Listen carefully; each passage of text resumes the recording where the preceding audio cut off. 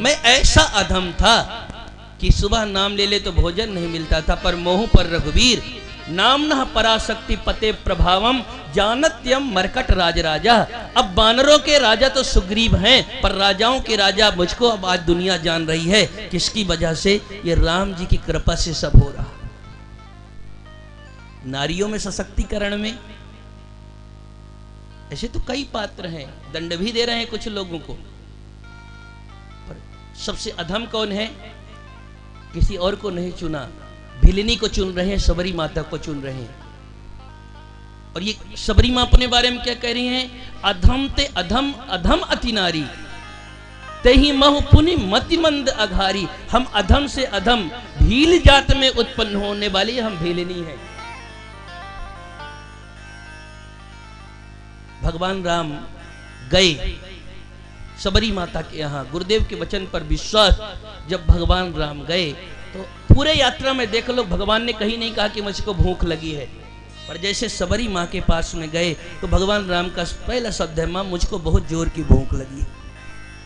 सबरी माता ने जूठे फल सबरी के खाकर बहुविधि स्वाद बताई। भगवान उस सबरी के हाथ के प्रेम पूर्ण वो बेर का भोग लगा रहे हैं।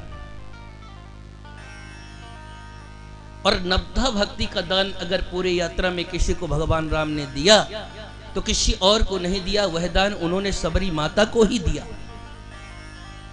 और एक दिन शायद मेरी व्यासपीठ ने और आप सबको निवेदन किया था कि सबरी माँ के उस प्रेम पूर्ण प्रसाद को पा करके भगवान राम जब लौट करके आए, जब वो लौट करके आए साहब ना, तो फिर कहीं और नहीं, 56 भोग अन्नकूट का उत्सव अयोध्या में हुआ। पर राम जी कहते हैं प्रसाद बड़ा अच्छा माँ आपने बनाया है, पर जो वन में सबरी माँ के हाथ का स्वाद था जिन उस प्रसाद में, वो अब इनमें नहीं मिल रहा है। जनकपुर में ससुराल का वो स्वाद उनको नहीं मिल पा रहा है। ये सबरी माता और भगवान राम का प्रेम है। और एक अंतिम बात, विदेश नीति मेरे देश की, मेरे भगवान राम की। विदेश नीति क्या है हमारे भगवान राम की? आप अपना इतिहास उठा करके देख लो, हमारे ऊपर सब लोगों ने आक्रमण किया। हजारों वर्ष मुगलों के गुलाम मेरा देश रहा, लगभग 200 वर्ष के करीब अंग्रेजों का गुलाम रहा। सब लोगों ने मेरे देश पर आक्रमण किया, सब लोगों ने हमारे देश को तोड़ने का काम किया। पर एक कोई उदाहरण लेकर के हमको आपको दिखा दे, एक कोई उदाहरण दे कि मेरे देश भारत ने किसी देश पर कभी आंख उठा करके देखा है, कभी किसी पर आक्रमण किया हो। तो मेरे देश ने कभी किसी पर आक्रमण नहीं किया। हमारे देश ने कभी निर्दोषों का अपनी संपत्ति बढ़ाने के लिए, वैभव बढ़ाने के लिए, हमारे देश ने कभी किसी बेकसूर लोगों का खून का रक्तपात आज तक नहीं किया। ये मेरे देश का गौरवशाली इतिहास है। ये राम की नीति क्या है कि रावण ने उनकी पत्नी सीता का हरण करके ले गया। और आप सबको कथा आप सब लोग जानते हैं, कोई नई कथा मैं नहीं कह रहा हूं, पर इतिहास में कितना भ्रम लोगों ने फैला दिया। आज अगर कोई आपसे पूछे कि भारत में प्रेम का प्रतीक क्या है, तो सब लोग एक स्वर से जवाब दे दोगे, आगरा का ताजमहल है, जिसने पत्नी की याद में बना हुआ है। मैं बहुत आश्चर्य में हूं, वो कौन लोग हैं जो ऐसे निर्णय को देते हैं? कौन इतिहास करने वाले लिखने वाले लोग थे? अगर ईमानदारी से 5-7 साल के किसी बच्चे को पूछ लें कि वास्तव में भारत का प्रेम का प्रतीक कौन होना चाहिए, तो 5-7 साल का बच्चा भी अगर ईमानदारी से जवाब दे देगा तो बता देगा कि आगरा का ताजमहल नहीं होना चाहिए।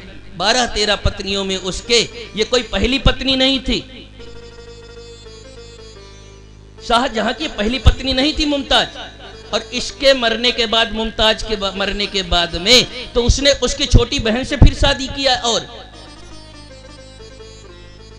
प्रेम तो साहब एक से होता है। शूर्पणखा भगवान राम के सामने मोहित होकर के आ रही है, पर राम जी का शब्द होता है, एक पत्नी व्रत धरो राजर्षि चरिता सुचि। हम कुआरे नहीं विवाहित हैं, एक नारी सदा व्रत रखते हैं, अपनी को छोड़ पराई को माता अरु बहन समझते हैं। मेरी तो एक सीता, दूसरे को मैं नहीं देख सकता। सच्चा प्रेम भगवान राम का नहीं होता।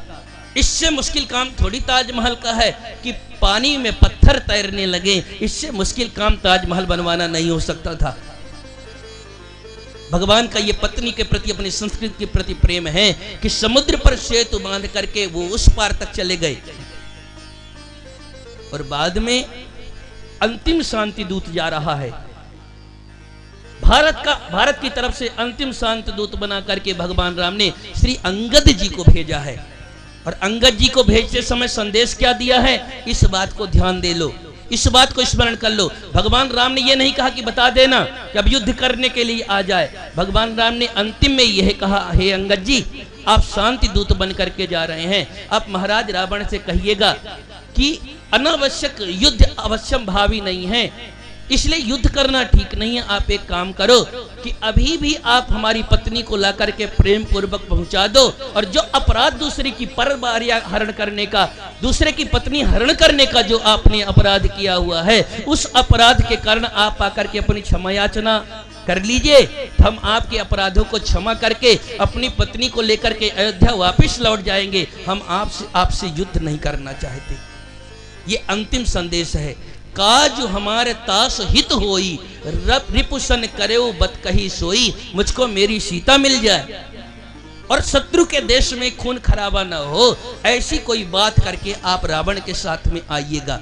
ये शांति दूत का संदेश है। अगर मैं आपसे पूछूं कि अब आप ही बता दो कि क्या बच गया, लोकतंत्र में कौन सी बात बच जा रही है जो पूरी नहीं हो पा रही है? इतना ही तो लोकतंत्र है। लोकतंत्र का मतलब होता है जहां प्रजा राजा हो जाए।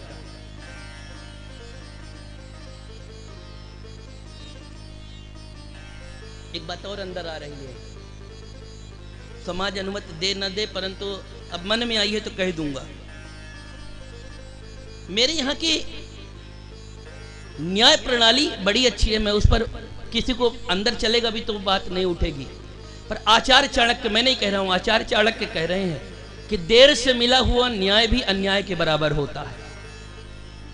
हमारे यहां एक एक निर्णय आने में ना इतने वर्षों वर्ष लग जाते हैं, और एक खेल जो इसके बीच में चलता है, जो न्याय प्रणाली का जो एक भय है, वह कहीं दिखाई नहीं पड़ता। जिस समय देश मेरा 15 अगस्त 1947 में आजाद हुआ था, आप सबको याद होगा कि उस समय महात्मा गांधी एक संकीर्तन करते थे, एक नारा देते थे, शायद एकता मंत्री ही होगा, रघुपति राघव राजा राम पतित पावन, बोलो ना सब लोग, बोल लो, भगवान का ही नाम है। क्या है? रघुपति राघव राजा राम पतित पावन सीताराम। मैं अपने मंच से नहीं बोलता, पर वो बोलना पड़ेगा आगे की लाइन, क्योंकि आप लोगों को बताना है वो बात। आगे उन्होंने एक लाइन जोड़ा था, ईश्वर अल्लाह तेरो नाम, सबको सम्मति दे भगवान। आप व्यासपीठों से, बड़े बड़े कथावाचकों से, मंचों से आपने इस बात को तो सुना होगा, ईश्वर अल्लाह तेरो नाम।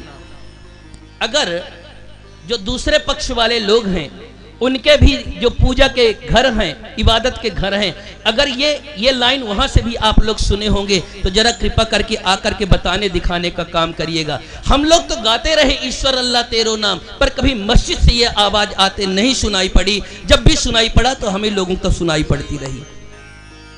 मुझको क्योंकि चुनाव नहीं लड़ना है, मुझको वोट नहीं मांगना है। और ये बात आप भी जानते हो कि सचिव वैद गुर तीन, जो प्रिय बोल नहीं भय आस, तो राज धर्म तन तीन कर होई बेगही नाश। जिस राज्य का मंत्री झूठ बोलने लगता है वो राज्य नष्ट हो जाता है। जिस देश का डॉक्टर झूठ बोलने लगता है वो मरीज उसका मर जाता है। और जिस देश का धर्म गुरु झूठ बोलने लगता है वो समाज नष्ट हो जाता है। इसलिए इन तीनों लोगों के प्रति विशेष जिम्मेदारी बनती है कि ईमानदारी से अपनी जिम्मेदारी को सब लोग निभाएं। तो सच्चाई क्या है? सच्चाई यही है कि दूसरे पक्ष के लोगों ने कभी नहीं कहा। यहाँ बहुत विचारक लोग बैठे हैं, बड़े बड़े भाई, आप लोगों के पास मिल जाए, क्योंकि गुरुजी बैठे हैं और लोग बैठे हैं, सब लोग। ऐसा नहीं माताएं बहनें विदुषी नहीं होती और लोग नहीं होते, तो आप लोग भी बता सकते हो। एक यहाँ पर चलती है, मेरा प्रश्न नोट कर लो मन ही मन में, एक बात यहाँ पर चलती है, गंगा यमुना तहजीब। आज तक मुझको ये गंगा यमुनी तहजीब नहीं समझ में आई। इसलिए नहीं समझ में आई कि गंगा भी हम हिंदुओं की पवित्र नदी है, यमुना भी हमारी हिंदुओं की पवित्र नदी है। तो जब हमारी ही दोनों पवित्र नदियां हैं तो दोनों तहजीब तो हमारी हुई ना, फिर आपकी कौन सी तहजीब है, आपको सोच करके बताना पड़ेगा। और एक अंतिम बात कह करके अपने सत्र में प्रवेश कर जाऊंगा। आप एक बात मेरी प्रेम पूर्वक सुन लो, और वह एक बात क्या है, एक बात क्या है, जरा ध्यान से एक बात मेरी सुन लो आप। भगवान राम के राज्य की सबसे बड़ी विशेषता क्या है कि कभी भी भगवान राम ने एक भी दिन, आज अगर किसी प्रजा की कोई समस्या आई तो भगवान राम ने आज के आज ही उस प्रजा की समस्या का समाधान कर दिया। भगवान राम ने केवल उनके राज्य में एक बार 3 दिन तक न्याय नहीं हो पाया। वह समय एक ही समय था जिस समय सीता जी का निर्वासन हुआ। सीता जी अयोध्या को छोड़ करके अपने पिता के मित्र ब्रह्मर्षि वाल्मीकि आश्रम पर गईं। मैं कभी फिर संयोग बनेगा कहीं तो मैं सुनाऊंगा। सीता निर्वासन पर बड़ी चर्चा होती है कि राम ने सीता का परित्याग किया, सीता का परित्याग किया। सीता का परित्याग क्यों किया, कभी समय मिलेगा तो मैं जरूर निवेदन करूंगा आप सबको। सीता जी का राम जी ने कभी निर्वासन किया ही नहीं। जैसे परम पिता भक्त रघुनंदन रामभद्र अपने पिता के वचन को पूर्ण करने के लिए 14 वर्ष वन को गए, वैसे ही सीता मैया अपने पति पर कोई धब्बा कलंक न लगे इसलिए स्वयं निर्वासन स्वीकार किया। मैं उस चरित्र को कहूंगा, परंतु अभी केवल इतना निवेदन करना चाहता हूं कि जब 3 दिनों तक निर्णय न्याय नहीं मिल पाया, तीसरा दिन आ गया, कोई आया भी नहीं था दरवाजे पर। उनको सबको पता था कि सीता जी छोड़ करके भी सीता जी अलग हुई हैं राम जी से। पर तीसरे दिन लक्ष्मण को बुला करके राम जी ने कहा, पौर जनस्य यत् कार्यम न करोति दिने दिने। जो राजा अपनी प्रजा का कार्य प्रतिदिन नहीं करता है वो नरक का अधिकारी होता है। जाकर के देख के आओ कि आज दरवाजे में कोई न्याय मांगने के लिए तो नहीं आया है। तो जैसे उन्होंने कहा कि जाओ देख करके आओ, लक्ष्मण जी दरवाजे पर जैसे गए तो उन्होंने देखा कि आज दरवाजे पर एक कुत्ता आया हुआ था। अच्छा, आदरणीय आनंद पटेल जी हमारे मध्य में है, चित्रकूट धाम से। आज धाम बड़े इकट्ठे हो रहे हैं इसलिए बहुत अच्छा लग रहा है। अब लक्ष्मण जी दरवाजे पर जाकर के देखते हैं तो एक कुत्ता बैठा हुआ है, सर फटा हुआ है कुत्ते का, खून बह रहा है। लक्ष्मण जी ने पूछा किसने मारा, कैसे आए? तो कुत्ता कहता आपसे कोई बात नहीं करना है, आप राजा राम को बुलाइए, मुझसे उनको न्याय चाहिए। तो लक्ष्मण जी ने जाकर के बताया कि दरवाजे पर और कोई तो नहीं आया, पर एक कुत्ता आया हुआ है और बैठ करके वो आपसे न्याय की याचना कर रहा है, उसका सर फटा हुआ है। तो एक कुत्ते के लिए भगवान वहां से तुरंत उठ करके राज सिंहासन पर आए और उनसे पूछा, कुत्ते से भगवान ने पूछा कि आप ये सर कैसे फटा है, किसने आपको इस तरह से मारा है? तब उन्होंने बताया कि एक पंडित जी ने हमको मारा है और मेरा सर फट गया। तो भगवान राम ने कहा आप पंडित जी को काटने के लिए दौड़े होंगे या काटे होंगे तो मार दिए होंगे। तो वो बोले नहीं, कुत्ता बोलता है नहीं, मैं तो शांति से चुपचाप बैठा था, वो अपने आप ही हमको हमारे सर पर मार दिए, मेरा सर फट गया। तो भगवान राम ने कहा पंडित जी को जरा बुलाइए, आखिर निर्दोष कुत्ते को उन्होंने मारा क्यों?